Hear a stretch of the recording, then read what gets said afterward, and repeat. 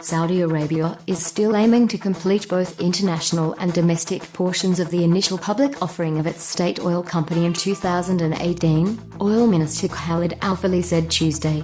Asked whether both parts of the IPO will happen next year, Al-Falih said, "Yes, of course. It is on track."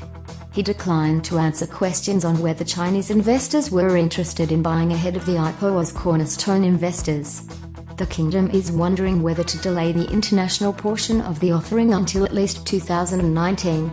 A two-stage Saudi Aramco IPO is one of several options being considered. Another plan would include listing in Riyadh next year and privately selling a stake to one or several cornerstone investors. There's a precedent for bringing in such investors before a large commodities IPO.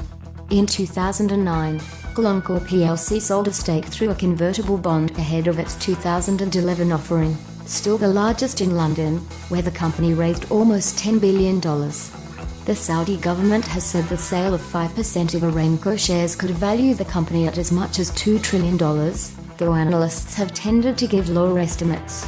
If Saudi Arabia achieves its valuation, that stake would raise about $100 billion, eclipsing Alibaba Group Holding Limited's $25 billion in 2014. The IPO is the centerpiece of a broad-ranging economic reform program proposed by Crown Prince Mohammed bin Salman, the dominant political force in the kingdom. Any delay would be a setback to his plans and to the plethora of international investment banks and exchanges eyeing millions in fees and commissions.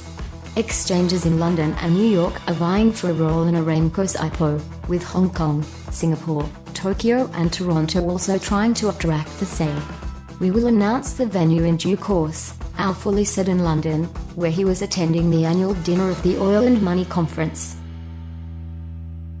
To get faster updates and the latest news from the oil and gas industry, please subscribe to the YouTube new video channel and connect with us on Facebook, Twitter or LinkedIn.